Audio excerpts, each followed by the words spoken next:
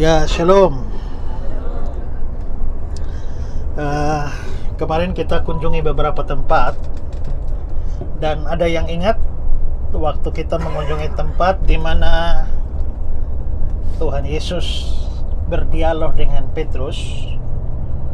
Ya, itu tempatnya namanya apa? Yang Tuhan Yesus bilang, apakah engkau mengasihi aku?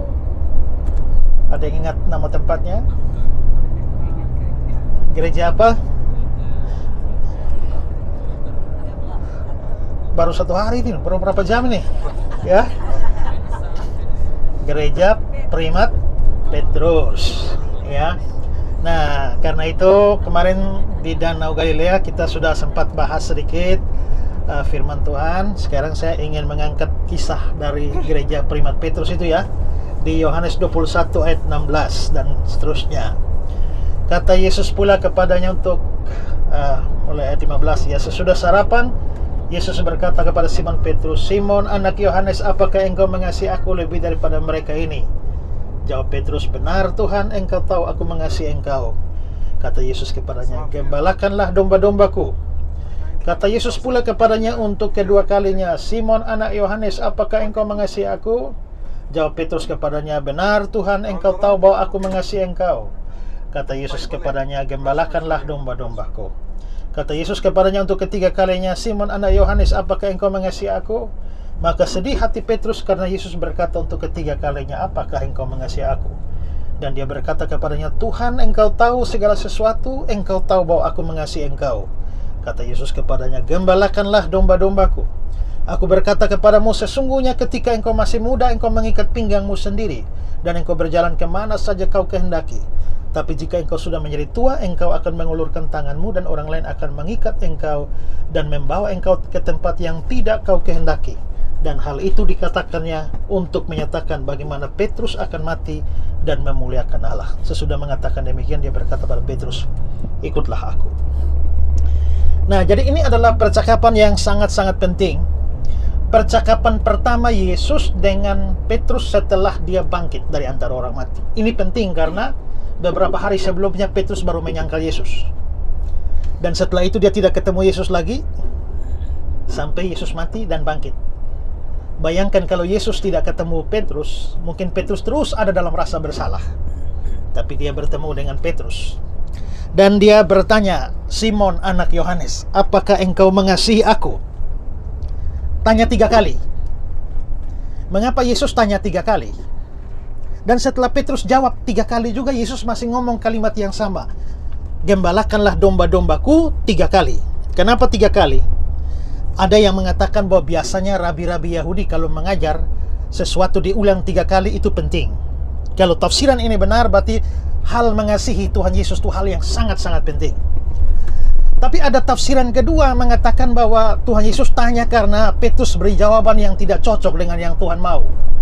Memang tidak nampak dalam Alkitab Indonesia, tapi kalau di dalam bahasa asli kita tahu bahwa kasih itu ada beberapa kata. Ada kasih agape, ada kasih philia, ada storge, ada eros.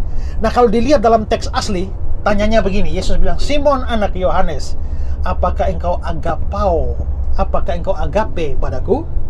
Lalu jawab Petrus, "Ya Tuhan, aku philia padamu." Tuhan tanya soal agape, dia jawab soal philia. Tuhan tanya kedua, "Simon, apakah engkau agapao padaku?" Dia bilang, "Ya Tuhan, aku philia padamu." Lalu yang ketiga Tuhan Yesus balik, "Simon, apakah engkau philia kepadaku?" Lalu ya jawab Petrus, "Ya Tuhan, engkau tahu aku philia padamu." Jadi Petrus 3 kali tetap philia. Tuhan pertama dan kedua agape, akhirnya yang ketiga Tuhan ubah jadi philia. Lalu muncullah penafsiran agape lebih tinggi dari philia.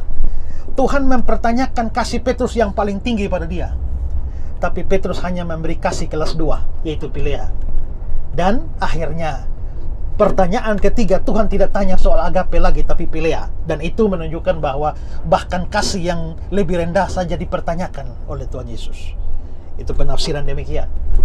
Tapi saya juga tidak atau kurang setuju dengan penafsiran demikian. Karena studi yang lebih dalam terhadap kata agape dan philia itu tidak menunjukkan ada kelas antara agape dan philia.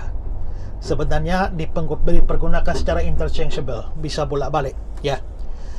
Tetapi kalau memang demikian, mengapa sampai Yesus tanya 3 kali? Ingat, ini adalah percakapan pertama setelah Petrus menyangkal Yesus. Berapa kali Petrus menyangkal Yesus? 3 kali. Karena itu Yesus sekarang tanya 3 kali, apakah engkau mengasihi aku? Dengan kata lain, dengan 3 kali pertanyaan, Tuhan Yesus sedang memperbaiki kapal yang rusak sebelum dibuat berlayar kembali. Nah, intinya bahwa Yesus mempertanyakan soal kasih, dan kasih kepada Tuhan itu sesuatu yang penting. Dari percakapan ini kita bisa melihat beberapa hal penting. Pertama, mengasihi Tuhan itu harus di atas segala sesuatu. Kalau saudara lihat ayat 15, dia bilang, Simon, apakah engkau mengasihi aku lebih daripada mereka ini? Dalam bahasa asli kata mereka tidak ada. Jadi harusnya, Simon anak Yohanes, apakah engkau mengasihi aku lebih dari ini? Maka muncul 2 kemungkinan.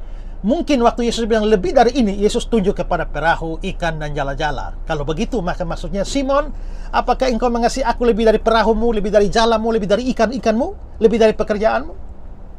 Atau yang kemungkinan kedua, Tuhan Yesus menunjuk kepada murid-murid yang lain. Simon, apakah engkau mengasihi aku lebih daripada murid-murid ini? Kalau itu untuk murid-murid, 2 kemungkinan lagi. Kemungkinan pertama, Simon, apakah engkau mengasihi aku lebih daripada engkau mengasihi murid-murid yang lain? Atau kemungkinan kedua, Simon, apakah engkau mengasihi aku lebih daripada murid-murid yang lain mengasihi aku? Kemungkinan besar yang kedua ini. Kenapa? Karena bukankah sebelum penyangkalan Petrus bilang, mereka semua tergoncang imannya, aku sekali-kali tidak. Dia suka membandingkan diri dengan orang lain. Nah, karena itulah maka sekarang dipertanyakan, oke, kamu anggap kamu lebih kuat dari orang lain. Sekarang Yesus tanya, apa kamu mengasihi aku lebih daripada murid-murid lain mengasihi aku? Dan menarik, Petrus jawab, ya Tuhan, engkau tahu aku mengasihi engkau. Tapi dia titik di situ. Dia tidak ikut, ya Tuhan, engkau tahu aku mengasihi engkau lebih daripada mereka ini. Tidak lagi. Petrus rupanya sudah berubah, karena dia tahu bahwa membanding diri dengan orang lain, ternyata dia sendiri paling parah. Jadi daripada membanding diri dengan orang lain, sekarang dia berhadapan dengan Yesus. Ya Tuhan, aku mengasihi engkau. Intinya adalah Tuhan mau kita mengasihi Tuhan itu lebih dari segala sesuatu. Makanya di bagian Alkitab yang lain dia bilang, barang siapa mengasihi bapaknya atau ibunya, saudaranya laki-laki, saudaranya perempuan, apalagi nyawanya sendiri, dia tidak layak bagiku. Abraham mengasihi Allah lebih daripada anaknya Ishak, makanya diminta korban Ishak, dia mau. Ayub mengasihi Allah lebih daripada harta kekayaannya, makanya dia bilang, Tuhan yang memberi, Tuhan yang mengambil, terpujilah Tuhan. Kita belum mengasihi Tuhan sungguh-sungguh kalau masih ada yang lain yang kita kasihi lebih dari Tuhan. Para ahli mengatakan bahwa berhala zaman modern ini bukan apa yang kau taruh di atas meja pemujaan lalu kamu sujud menyembah, tapi apa yang kamu inginkan secara berlebih-lebihan atau kamu lakukan secara berlebih-lebihan sampai menjadi penghalang kamu dengan Tuhan. Itu berhala. Ya, kerja itu baik, tapi kalau orang kerja sampai lupa Tuhan, kerja jadi berhala. Main sosmed itu bagus, tapi main sosmed sampai lupa berdoa, ya, lupa baca firman Tuhan, sampai kadang-kadang di gereja juga orang terus dengan tidak masalah. Bagi saya no problem, karena mungkin saja dia lagi baca Alkitab di HP-nya, atau dia memeriksa teks itu di dalam berbagai terjemahan, itu tidak apa-apa. Tapi bayangkan saya pernah khotbah, saudara, sementara saya khotbah selesai ibadah, saya lihat ada orang selfie 17 foto, dan lihat dari timing waktu dia upload itu pas saya lagi khotbah. Berarti saya lagi khotbah, dia sibuk selfie terus. Nah, itu HP juga bisa berhala. Ya, kalau HP memisahkan kita dari Tuhan. Mengasihi Tuhan harus di atas segala sesuatu. Kita baru betul-betul mengasihi Tuhan kalau tidak ada Tuhan, tidak ada saingannya di dalam hal kasih kita kepada Dia. Yang kedua, setiap kali Petrus bilang, Tuhan, aku mengasihi engkau, Tuhan bilang, gembalakanlah domba-domba. Kata gembalakan itu bisa berarti rawatlah, jagalah, peliharalah. Secara umum kita boleh anggap itu pelayanan. Ya, makanya di gereja Primat Petrus itu lalu akhirnya dianggap itu sebagai sebuah mandat kepada Petrus untuk memimpin gereja Tuhan dalam tafsiran gereja Roma Katolik. Ya, nah intinya adalah itu mengasihi Tuhan itu harus pelayanan. Ada banyak orang yang menikmati keselamatan setelah dia duduk diam-diam saja tidak buat apa-apa bagi Tuhan. Tapi tidak, Tuhan mau kita semua terlibat dalam pekerjaan pelayanan. Ini bisa bisa dua arti. Pertama, kalau kamu mengasihi Tuhan, kamu harus melayani. Tapi yang kedua, kalau kamu mau melayani, dasarnya harus kasih. Hari ini banyak orang melayani Tuhan bukan karena kasih. Ada banyak orang jadi pendeta bukan karena mengasihi Tuhan. Ya karena jadi pendeta tuh bisa dapat duit banyak lah ya. Ada juga bilang, wah, masuk politik tidak bisa, ya masuk dunia ekonomi tidak bisa, ya masuk ini tidak bisa, kalau pendeta gampang. Ya, ada banyak orang dengan motivasi salah melayani Tuhan. Bahkan ada banyak orang melayani Tuhan untuk cari duit. Ya, saya ini ulang-ulang diundang orang mau khotbah. Pak, kami mau undang Bapak. Minta maaf Pak, tarifnya berapa? Saya kaget loh. Kok pakai tarif? Rupanya ada banyak orang yang sekarang kalau diundang berkhotbah tuh satu kali khotbah 10 juta, satu kali khotbah 20 juta. Bahkan saudara tahu ada calo pengkhotbah sekarang. Saya pernah didekati oleh calo. Calo itu kan dia kenal banyak orang. Dia tahu ada pengkhotbah bagus di mana, lalu dia ngomong, dia yang caloin ke sana. Ada orang loh, khotbah bagus namanya Pak Esra. Nah, nanti saya dia atur ke sana, tapi pembagiannya 70-30. Nanti dapat persembahan misalnya 1 juta, saya 700, dia 300. Ya, itu calo. Bahkan ada pendeta yang saking ingin dicaloin, dia minta 50-50. Ya. Ya, bayangkan itu. Akhirnya pekerjaan pelayanan khotbah itu menjadi suatu ajang orang cari duit. Dulu waktu saya masih tahun-tahun 2005-2006, gereja kami mau ulang tahun. Waktu itu saya jadi sekretaris panitia. Ngundang salah seorang penyanyi dari Jakarta. Ya, penyanyi tempo dulu juga. Bintangnya sudah redup. Begitu dia sudah diundang, terus satu saat kita ngundang penyanyinya saja. Terus dia telepon, boleh nggak saya bawa istri saya? Rapat panitia, boleh Pak, boleh bawa istri, tapi mohon maaf karena panitia dana terbatas, kami tidak tanggung tiketnya. Makan minum hotel kita tanggung, tapi tiketnya tidak. Oh gitu ya, kalau gitu nanti saya kasih kabar ya. Oke Pak. Beberapa hari kemudian dia kontak, lalu dia bilang begini, oke, saya akan datang dengan istri saya bayari tiketnya, hotelnya semua, makan minum saya bayari untuk istri saya, tapi saya minta satu kali nyanyi 2 juta. Dan acara 3 hari itu kolekte itu menjadi bagian saya. Saya umur-umur baru tahu ada orang minta kolekte itu bagian dia ya. Lalu saya akhirnya tanpa rapat panitia saya bilang, Pak, tidak usah datang saja, karena di Kupang nih penyanyi bagus-bagus Pak, hebat-hebat, hanya kurang terkenal saja ya. Nah, tapi kalau hanya mau nyanyi saja, mau cari suara bagus tuh, Bapak tidak usah datang. Di Kupang itu jagonya orang menyanyi, jadi tidak usah datang ya. Nah, ini terlihat bahwa ada banyak orang terlibat pelayanan, tapi yang dipikir cuan-cuan, cari keuntungan. Nah, seorang penafsir mengatakan, kenapa Tuhan tanya sebelum bilang Petrus gembalakanlah dombaku, dia mesti tanya, apakah engkau mengasihi aku? Karena Tuhan tuh mau mempercayakan domba-dombanya kepada orang mengasihi dia. Kalau orang tidak mengasihi Tuhan, dia akan lari tinggalkan domba-dombanya. Kalau orang tidak mengasihi Tuhan, dia hanya perah susu dombanya.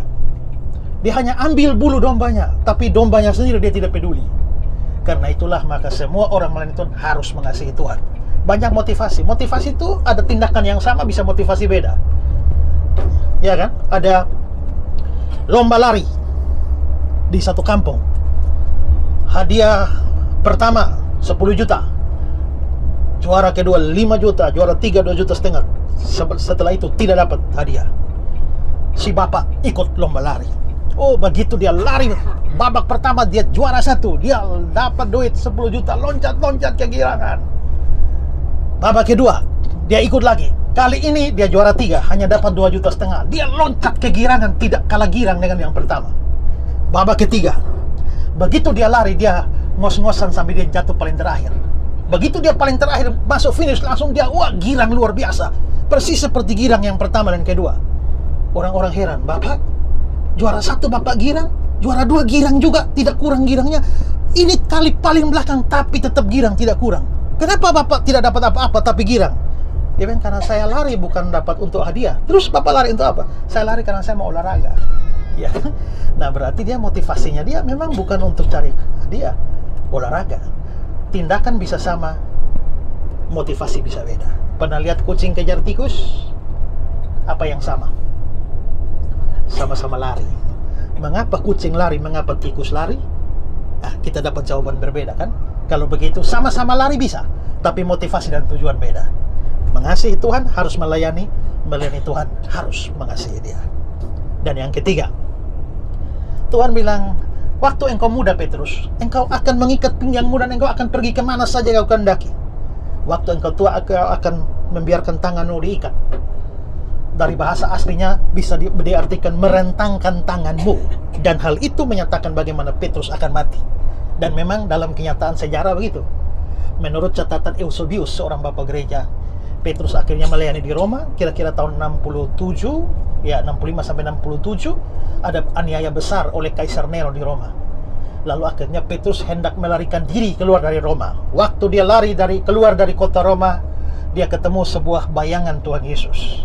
Lalu dia bertanya, "Go vadis Domine, hendak kemana Tuanku?" Lalu bayangan Yesus itu menjawab, "Iterum Roma venio crucifigi." Aku hendak ke Roma untuk tersalib yang kedua kalinya. Petrus rasa malu. Malam itu dia masuk kembali ke Roma. Dan besok paginya dia ditangkap dan dieksekusi salib. Pada waktu dia mau disalib, dia merasa terlalu terhormat bagi dia untuk disalibkan seperti Tuhan. Dia merasa tidak layak. Karena itu dia minta, kalau Tuhan Yesus kepala di atas, kaki di bawah, saya minta balik. Kepala saya di bawah, kaki saya di atas. Dan akhirnya dia disalibkan secara terbalik. Petrus mati dan memuliakan Tuhan. Hidup memuliakan Tuhan, mati memuliakan Tuhan. Ada orang hidup memuliakan Tuhan, mati mempermalukan Tuhan. Habis pencuri, mangga, jatuh mati. Itu namanya mati mempermalukan Tuhan. Petrus hidup memuliakan Tuhan.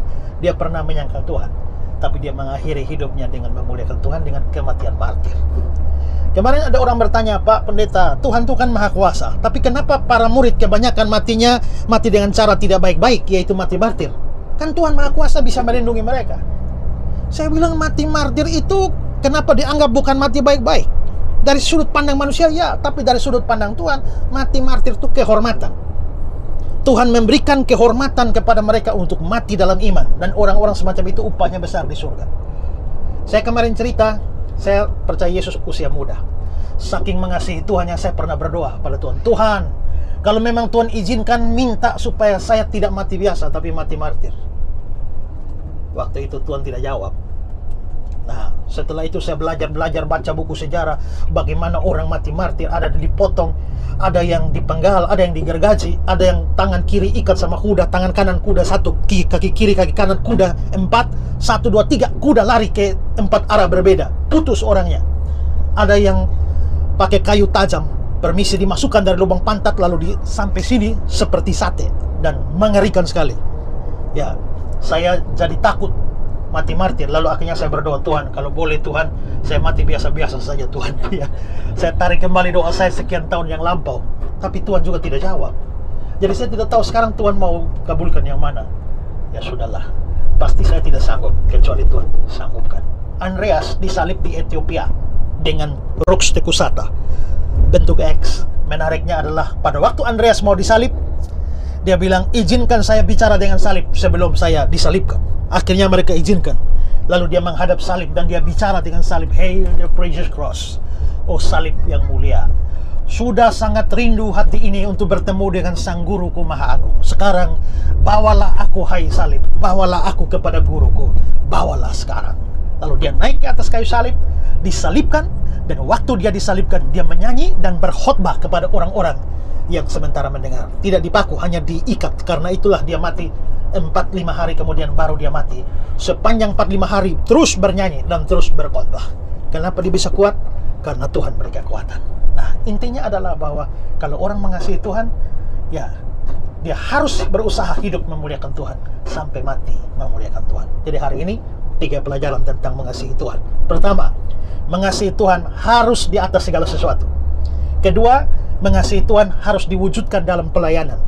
Dan yang ketiga, mengasihi Tuhan harus membuat kita mau hidup, bahkan mati kita itu memuliakan Tuhan. Peserta TJ Tour yang terkasih, apakah engkau mengasihi aku? Kata Tuhan Yesus. Tanya Tuhan Yesus. Amin. Mari kita berdoa. Tuhan, terima kasih kami mendengar renungan firman hari ini. Dari tempat yang kemarin kami kunjungi, bagaimana Tuhan mempertanyakan kasih Petrus. Kami yang telah mengunjungi pun perlu berpikir pertanyaan yang sama. Apakah kami benar mengasihi Tuhan? Dan kami merenungkan bahwa mengasihi Tuhan harus lebih di atas segala sesuatu. Mengasihi Tuhan diwujudkan dalam pelayanan. Mengasihi Tuhan harus membuat kami mau hidup dan mati untuk kemuliaan Tuhan. Terima kasih Tuhan, biar perjalanan kami ini bukan hanya perjalanan wisata biasa, tapi ada sesuatu yang terjadi dalam kerohanian kami, membuat kami tambah mengasihi Tuhan. Dengan melihat semua sejarah Tuhan di tempat ini, kami belajar untuk terus beriman kepada Tuhan di dalam hidup kami. Terima kasih Tuhan, sertai perjalanan hari ini, dan semua tempat yang kami kunjungi dapat menjadi pengetahuan dan berkat rohani bagi kami. Sertai Pak sopir yang menyetir bis ini, juga Pak Fahmi yang akan memberi penjelasan kepada kami. Demikian juga Ibu Tarisa yang memimpin kami. Semuanya Tuhan boleh pimpin sehingga menjadi kebaikan bagi kami. Dalam nama Yesus kami berdoa. Amin. Shalom, salam damai sejahtera. Dengan sukacita kami informasikan kembali, Ngobras Goes to Israel. Ngobrol Alkitab santai. Bible study on the spot langsung di tempat-tempat bersejarah sesuai yang tertulis di dalam Alkitab. Masih bersama dengan pembimbing rohani kita, Bapak Pendeta Esra Soru dan Bapak Yosuayan. Kali ini paket komplit, kita akan menuju 3 negara, Israel, Mesir, dan Jordania secara langsung. Kami mengundang Bapak Ibu Saudara yang haus dan rindu menggali kebenaran firman Tuhan, baik dari sisi sejarah, hermeneutik penafsiran Alkitab, dan pengertian-pengertian rohani di dalamnya. Segera daftarkan diri Anda serta keluarga untuk jadwal perjalanan tanggal 23 Oktober sampai 4 November 2023. Atau bisa bertanya secara langsung dengan Kairos Tour di nomor 087 888 00 9854. Pastikan Anda diberkati dengan pengenalan akan Tuhan lebih lagi melalui perjalanan rohani ini. Havenus Shalom Aleihim. Kubawa berita sejahtera. Yuk yang pengen ke Yerusalem, kita jalan bareng Pak Esra. Pastikan booking seat Anda, Tuhan memberkati.